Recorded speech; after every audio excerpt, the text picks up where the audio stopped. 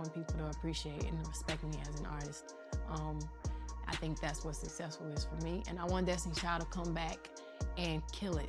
I want us each to grow individually, become stronger, and write some great songs together and do something unpredictable and different, and basically show the world that girls can get along and girls can love each other and girls can go do solo records that are successful and still come back and love their group members. I remember being 17 years old, up for my first MTV award with Destiny's Child, and it was one of the most exciting moments in my life. So I'd like for Taylor to come out and have her moment. Where are you?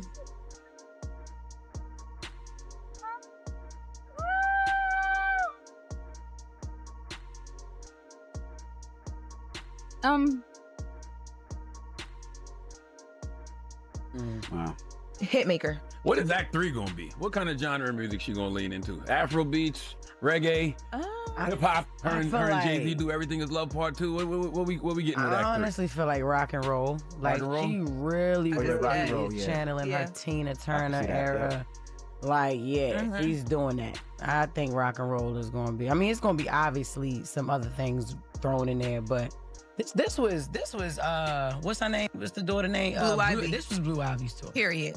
Yep. And Rummy. Yeah, this was their tour. A lot of people want to see the original because of the Destiny's Child reunion that happened the final day of the tour in Vegas that we talked about. A lot of people want to see the original so members. Act 3 would be the Destiny's Child. Oh, Act 3, that would be hard. That would be 3 because it's 3 of them. You know what I mean? Act 3 would be hard if it was Destiny's Child reunion. That would be dope. Yeah, that'd be fire. Yes. Because I would be there.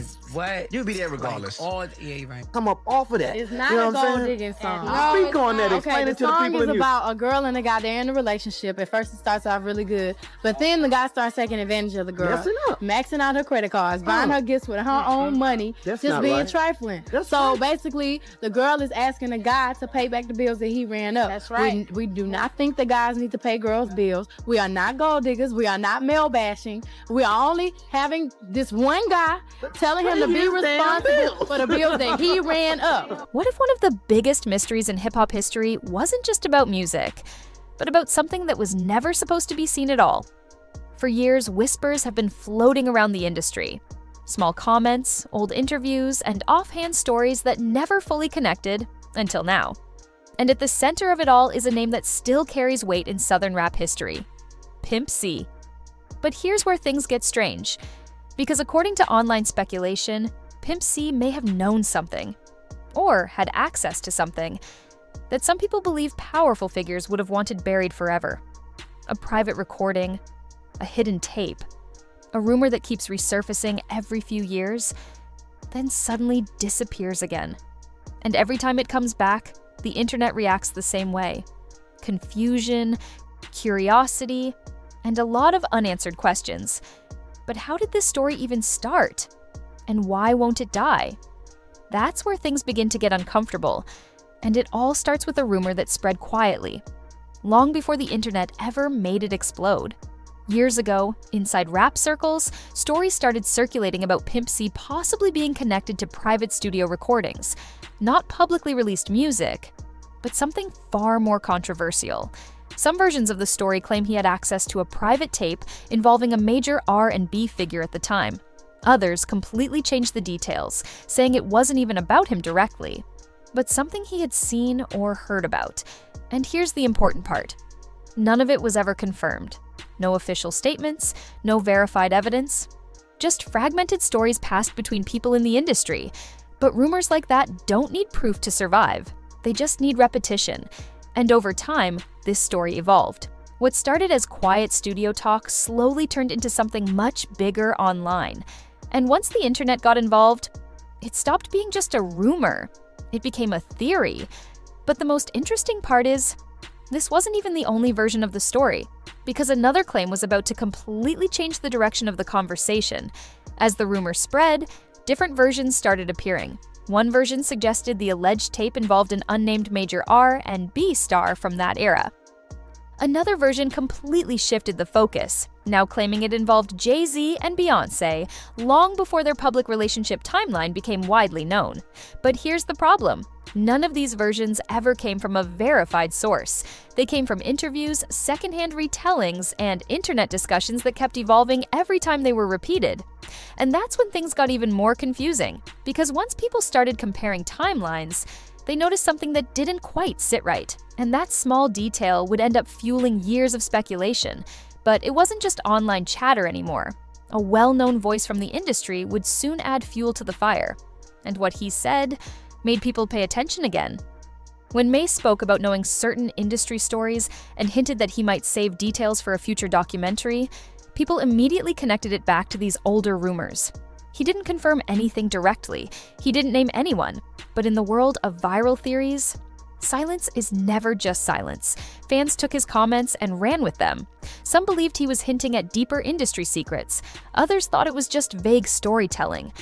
But the timing is what made it powerful. Because suddenly, an old rumor that had been dying down online came back to life. And this time, it wasn't just blogs talking. It was being discussed across social media again. But as people tried to connect Mase's comments to the original rumor, something else resurfaced that completely shifted the direction of the conversation. A decades-old interview, and a timeline that didn't match what people thought they knew. In a resurfaced interview clip, Jay-Z mentioned meeting Beyoncé earlier than many fans expected, around a time that sparked online debate. He described knowing her years before their relationship became public. And while this in itself isn't unusual, fans started analyzing the timeline closely. Some people began questioning whether the public narrative fully matched older interviews. Others argued it was being misinterpreted and taken out of context. But the internet doesn't wait for clarity. It builds theories first and asks questions later. And as clips circulated again, something else caught attention.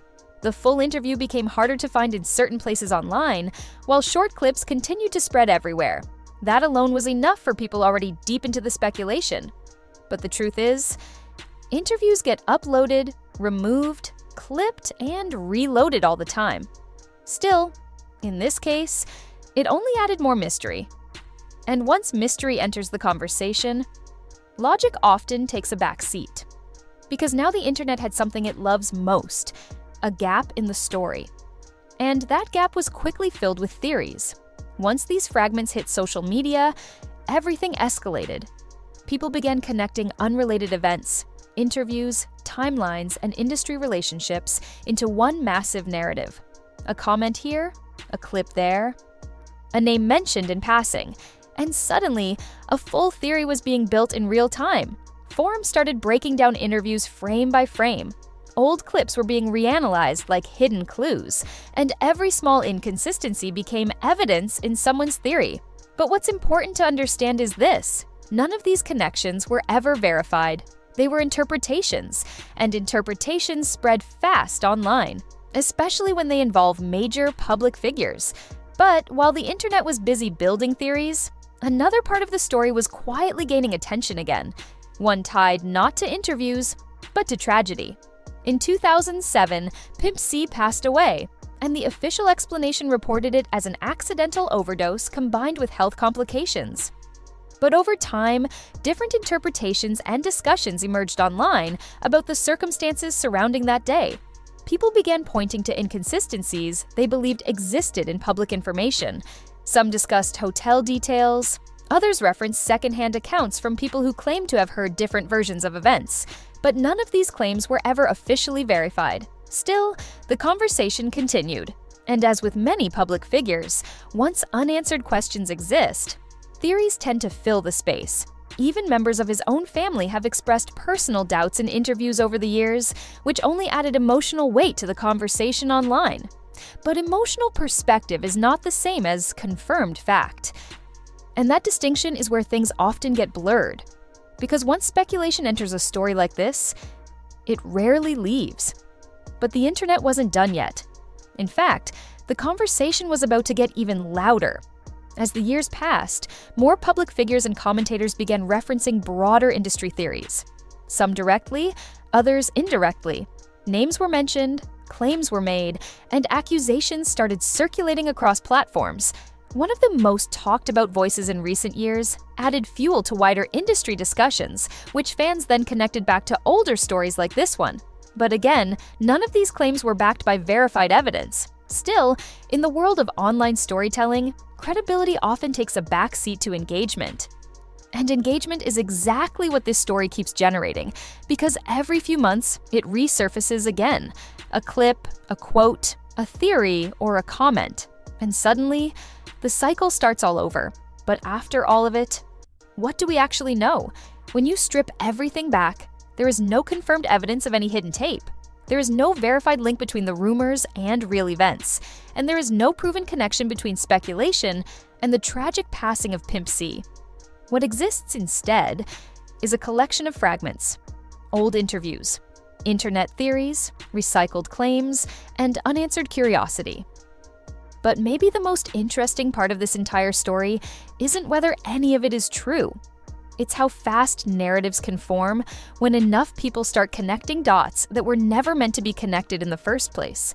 Because in today's world, a rumor doesn't need proof to survive. And maybe that's the part nobody really talks about. Because in a world where everything moves fast, attention has become the most valuable currency. And once a story grabs it, it doesn't just fade away. It gets recycled, reposted, reframed, reopened. Not always because there's something new to say, but because people are still watching, still clicking, still debating, still trying to make sense of it. And that's what keeps stories like this alive far longer than expected. So at this point, it's not just about what happened anymore, it's about why we keep returning to it. And what that says about us, because the story might not be changing now, but the way we respond to it definitely is. And that's where things get interesting. If you want more deep dives like this, breaking down the stories behind the headlines and what's really going on underneath it all, make sure you subscribe and turn on notifications. Because the next one might not just add context, it might change the way you look at the whole picture.